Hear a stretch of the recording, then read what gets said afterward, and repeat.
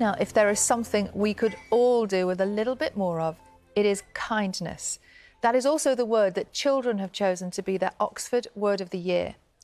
Their favourite slang word was slay. Could do that more as well. There's also skibbity. Yes. Which doesn't sound particularly nice. But kindness is what our reporter Jane McCubbin wanted to talk to them about at a school in Blackpool. The children's word of the year is kindness. And isn't that nice? The quality of being caring, friendly and generous, and a kinder. A kind act. We've come to Westcliff Primary in Blackpool to reveal the most important words chosen by thousands of children across the UK. And yes, number one is... kindness. Why do you think this is the word of the year? Maybe some people, not in this school, but maybe some people around aren't being that nice to each other or something. People have to be kind, otherwise one will get hurt. So true, Annie. Are you kind? Of course she is. And the words kids choose tell a story of our times. In 2020, the children's word of the year was coronavirus.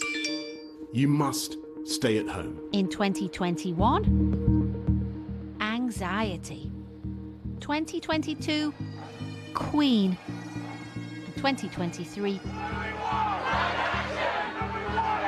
climate change. And the people behind the list think the latest word reflects awareness of current affairs and mental health. Because there's been loads of wars, this isn't a very kind thing to do. Nursery, shall we show our kind hands? Shall we wave our kind hands? Wave them? You teach the kids a lot about kindness, don't you? I think it's important for children to learn from adults about the kindness, but also I think it's really important for adults to learn from children as well. And as we know, children tell the truth. So I think it's really important that they've chose that word this year. So do we all agree we need more? Yes. 100%. Kids can teach us a thing or two, not just lessons in kindness. Take you on an adventure. Especially when it comes to the slang words of the year. Skibbity. Sigma. Slay. So you're going to educate me. Sigma. What does this mean? What does this mean? Well, lesson number one is for Maria and George on dinners in the canteen. Maria, you are going to go up to George and ask him, what the Sigma are you doing? What the Sigma are you... George, what the Sigma are you doing? Making a sandwich. Does that make any sense? Yes, great job. 10 out of 10. 10 out of 10. You ready? Lesson number two is... Skibbity. What does this mean? Skibbity. Skibbity. Do you want to put it in a sentence, see how good you are at? You're so skibbity. Solid 8.5. Yeah, it's an 8.5. 8.5 out of 10. We'll take that. We'll take that. We're down with the kids. But the kids' slang word of the year is... Slay Queen! Hello, George. Hello. You are so slay. Can the grown-ups pull it off? Debatable. George, do you have any idea what these words mean? Not clue. But 10 out of 10 for effort. No idea. Even from the head teacher. Mrs. Stokes, we know you can be down with the kids. Hit it! Mr. Mac, you are so skibbity, you slay. The lingo may be new and evolving, but basic foundations of kindness seem to be eternal. Get down with the kids! Jane McCubbin, BBC News.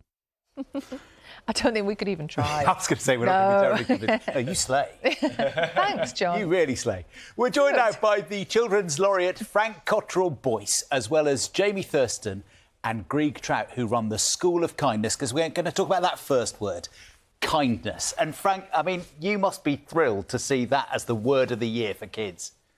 Yeah, it's so positive. I mean, it really does slay that is the worst of the year for kids. Because, if you look at some of the words in the past years, like anxiety and climate change, so much sort of fragility among our children. And I know that kindness word is mostly related to tolerance. And I go and see a lot of schools and I end up doing a lot of prize days, and kids who I can see back in the quantum days of my nonage, in my black and white childhood, would have been bullied or really been in a lot of trouble, and now kind of the room is made for them and they're tolerated and treasured, and what they bring to the table is valued, and that's wonderful. But it's also kind of a little bit sad that has to be so high up the agenda, that there is so much fragility among our children. I mean, it's not surprising. They've borne the brunt of a whole series of crises, Brexit, austerity, the pandemic. Our children are in the front line for all those things. So it's not surprising that there is this mental fragility among our children. But wonderful that kindness as a word is part of the antidote to that. And Frank, what sort of stories can be read in schools or at home that support kindness for kids?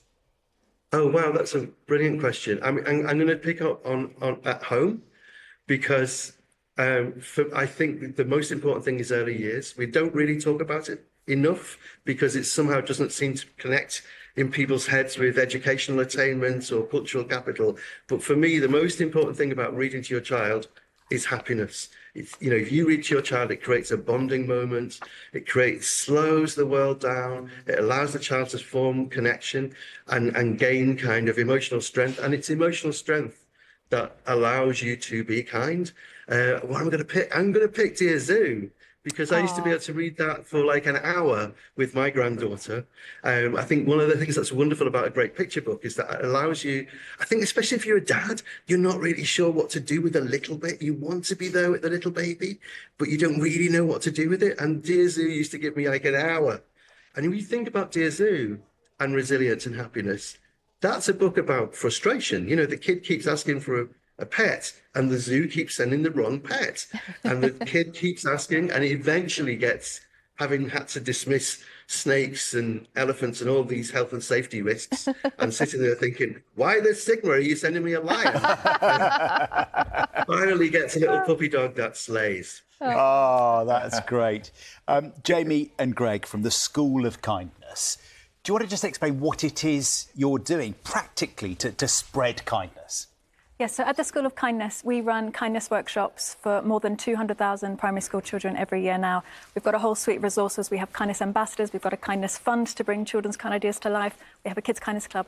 All of these things. The core of our work is our kindness workshops, though, and we run those in hundreds of primary schools every year. Greg and a team of facilitators run all of those, and it's really about teaching kids the importance of kindness, the benefits of kindness, but beyond that, we teach them the impact that it has on their own physical and mental health.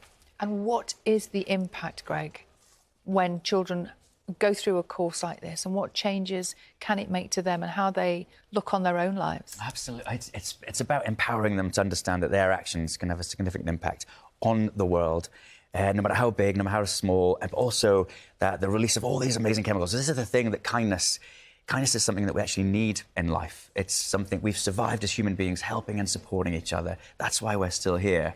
But there are so many good things that happen because of kindness. It improves our relationships, it strengthens our communities, it helps other people, it bonds us. When we are unkind, it divides us, and we don't need that in the world. We've survived helping and supporting each other. But it also releases dopamine, oxytocin, nitric oxide, which help us feel happy. It expands our blood vessels, reduces blood pressure, slows down aging, one of my favourites at the moment, but helps us live longer. And it's one of those things. And we chose primary education because that's the most important time in a child's development. So if we can just help embed these little nuggets of information and create these positive habits from an early age, then there's a good chance that they're going to go into secondary school and later life practicing these things, and that brings us together as a world. As you say, it's the little things. So many of our viewers have been in touch this morning with their own stories. Thank you for these messages about your own act of kindness that you've received. Sandy from Chesterfield said her friend showed her kindness by texting her a nice message every single day for a year after her husband died. Wow. Yeah, we've had loads of gorgeous messages. Helen's texted in to say 8 people showed her kindness. When she broke down on a small country lane, they all stopped to check she was OK. Oh, Frank, I mean, you're talking to us from Liverpool, and I know you spend a lot of time on Merseyside, and you've been there around Southport, and you've seen a huge number of acts of kindness as the community recovers from the events of last summer, which we continue talking about this week. Amazing. I mean, I think one of the things about kindness is that you see the results, and that makes you see that you are important and that you have an impact on the world. And I think a lot of the bad things that have happened in the riots and the burnings and all that stuff comes from people feeling that they're not noticed and they're not important and that actions don't have any consequences. So that kind of backlash after that, where, you know, people, Alex McCormack from Liverpool put this appeal out and managed to rebuild Spellow Library. That's like a call out to kindness. And you see, you know, people feeling their impact, you know, having that impact on each other. It's wonderful. And Frank, what could we all do today to make our lives and ourselves feel a little bit kinder? What one thing could we do? Oh, call someone that you haven't called for ages. OK. We don't have enough voices. We're constantly texting and WhatsApping. Pick up the phone and let them hear your voice. What a brilliant idea. Frank, I'll call you later. What about you? Do one little thing. Oh, to go with what Frank just said there as well, it's putting our devices down and making eye contact and socialising and being there and being present for people. Because we are missing that. We've become more disconnected with the rise in social media and technology is wonderful. However, we need to just have those times with each other, you know, as just Frank just said there, and it's that personal time that we have. Thank you so much, all of you, for talking to us today. Thank you very much indeed. You heard the advice, everyone. Go and call a friend. Absolutely. Thank you for being present with us here on Breakfast this morning. Let's join our friends now at Morning Live. Have a good day. Bye-bye.